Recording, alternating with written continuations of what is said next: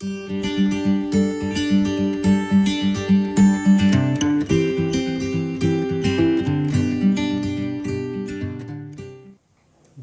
et bienvenue. Heureux de vous retrouver pour ce nouveau numéro d'un café à la fois. Voilà, que le Seigneur vous bénisse, qu'il vous conduise aujourd'hui, que votre journée soit agréable avec le Seigneur. Voilà.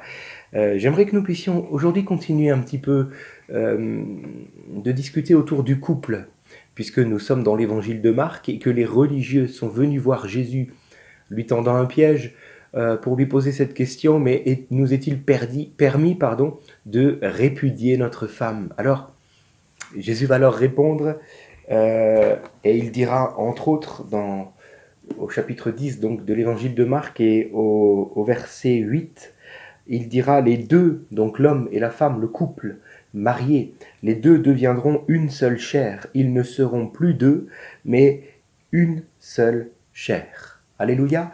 Alors, on a pu parler déjà les jours précédents un petit peu de ce que cela veut dire, être une seule chair, chacun à sa place, en apprenant à s'aimer dans des actes concrets, pratiques et même quotidiens, et combien je nous encourage à faire cela encore aujourd'hui. Alléluia. J'aimerais lire juste encore un verset dans l'Épître aux Éphésiens au chapitre 5 et juste le verset 33 pour nous rappeler quelque chose qui a déjà été dit. Il est dit du reste que chacun de vous aime sa femme comme lui-même et que la femme respecte son mari. Alléluia. Alors, on comprend par ce verset que la femme, l'épouse, est appelée à besoin plutôt de se sentir aimée, valorisée, tandis que le mari a un autre besoin, celui de se sentir respecté par son épouse.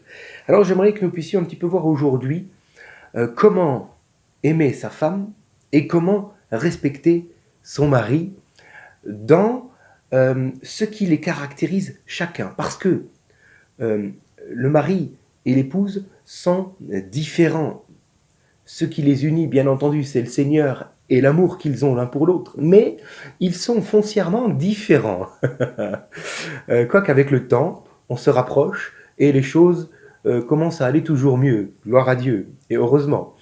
Mais il faut savoir que l'homme et la femme ne fonctionnent pas de la même manière. Et mesdames, si vous voulez respecter votre mari, il serait judicieux de savoir comment il fonctionne. De la même manière, messieurs, si nous voulons aimer nos femmes comme il se doit, nous devons aussi comprendre comment elles fonctionnent. Alors, aujourd'hui, vous allez peut-être un petit peu sourire, mais on va parler vrai. On va parler vrai. On va dire les choses telles qu'elles sont vraiment.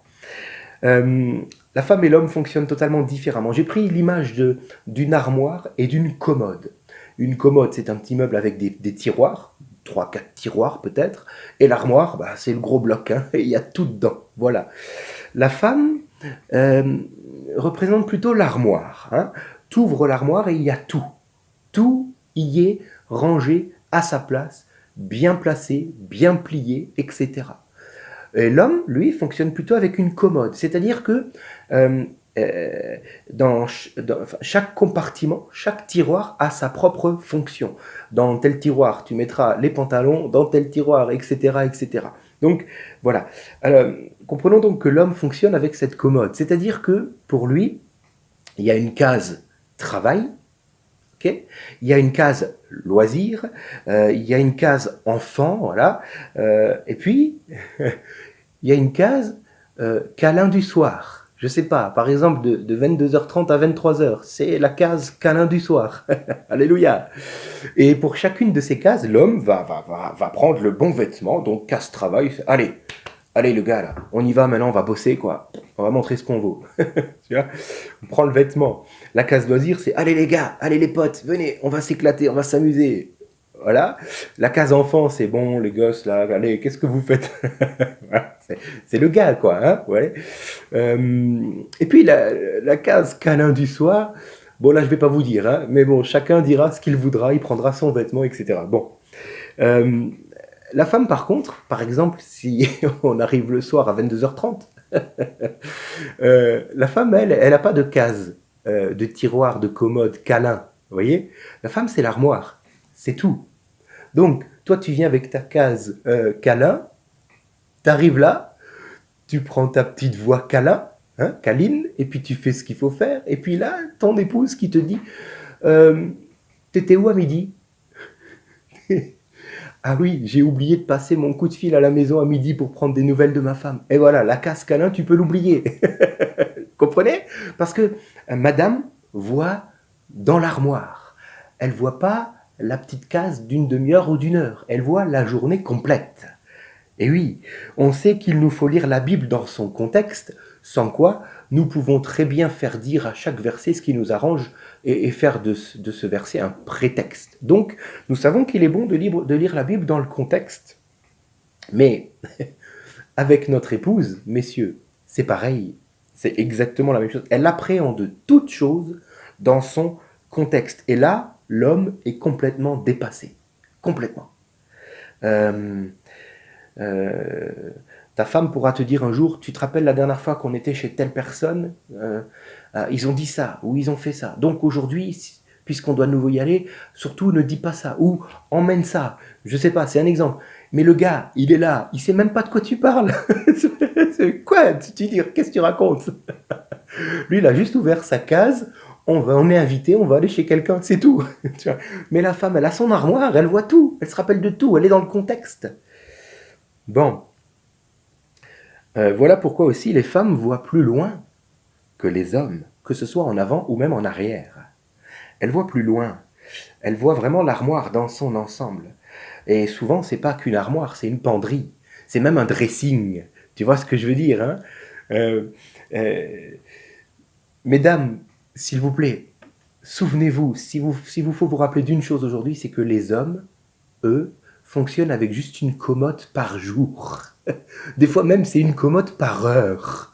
Tu vois, quand tu as fini de faire ton truc, tu refermes le tiroir, c'est fini. Ok? Ça, c'est les hommes. Nous, ne l'oubliez pas. Par exemple, aujourd'hui, c'est à moi de m'occuper des enfants. Par exemple, hein, madame n'est pas là, donc je vais m'occuper des enfants. Ben, je vais faire quoi? Je vais dire, bon, les enfants, habillez-vous, on part. On va où? Je sais pas, on verra. Habillez-vous déjà, on y va. Bon, à l'inverse, si c'était madame qui devait s'occuper des enfants, elle, 3, 4 jours avant déjà, elle aurait réfléchi, qu'est-ce qu'on pourra faire tel jour? Tu vois, hein? C'est pas pareil. Et puis le jour J, elle va aller, elle va pas dire aux enfants, habillez-vous, elle va elle-même ouvrir leur armoire, elle va regarder, bon, alors ça, bon, ça dépend de l'âge de l'enfant, bien sûr, mais sinon, si c'est des enfants en bas âge, elle va dire, bon, ça, tiens, on pourrait mettre ça. Ah non, on peut pas, demain il pleut, alors sinon demain t'as plus que du blanc, donc on va mettre autre chose aujourd'hui. Ah, ça... Mais le gars, il entend ça, il est perdu, il est complètement perdu. Après, la maman va dire quoi? Elle va dire, bon, après, le goûter, qu'est-ce qu'on va prendre en goûter? Parce que si on part, il faut un goûter. Ah oui, c'est vrai, il faut un goûter. Encore une fois, nous, on n'y aurait pas pensé. Il faut un goûter. Donc, qu'est-ce qu'on prend? Ah, hier, vous aviez ça, donc aujourd'hui, ça. Non, pas ça, parce que demain, il y aura déjà du sucre. Donc aujourd'hui, oh là là là là là là, oh là. Bon, voilà, les gars, je crois que vous êtes avec moi sur ce coup-là et que on est solidaires, n'est-ce pas? Bon. Alors, mesdames, ne l'oubliez pas, votre mari ne fait pas preuve de mauvaise foi.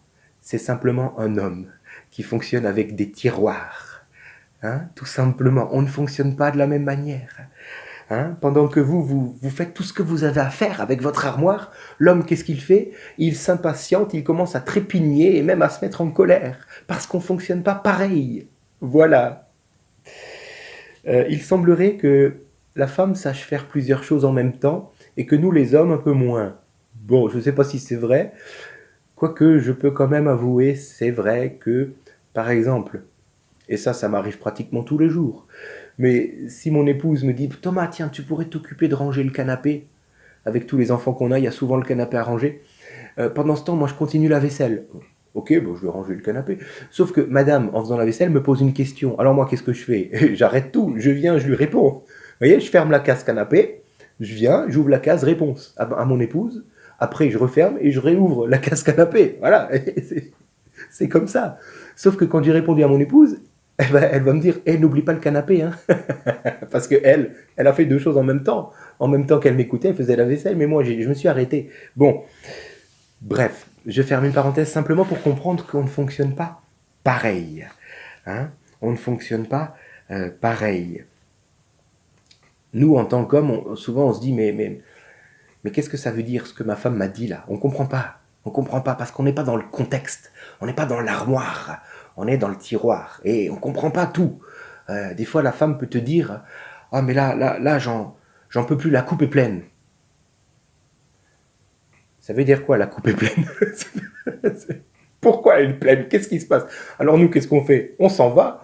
On va, je sais pas moi, on va aller faire un peu de foot quelque part ou on va aller casser du bois, on va couper du bois, voilà. En espérant que quand on rentre à la maison, la coupe soit un peu moins pleine. Tout simplement. Sauf que ça marche pas comme ça, parce que vous, pour que la coupe soit moins pleine, il faut qu'on s'assoie devant l'armoire et qu'on regarde tout ce qui est mal rangé, tout ce qui est mal plié. Ah, messieurs, ne fuyons plus l'armoire. Voilà, apprenons à faire face à l'armoire. Alléluia. Alors, pour régler un problème aussi, on fonctionne différemment. Les femmes aiment bien en discuter entre elles. Vous voyez? Alors elles vont s'appeler ou elles vont se voir. C'est pas de la médisance, en tout cas de ce qu'elles disent. Mais il faut qu'elles en parlent. Alors elles en parlent. Nous les gars, quand il y a un problème, qu'est-ce qu'on fait? On va dans notre caverne.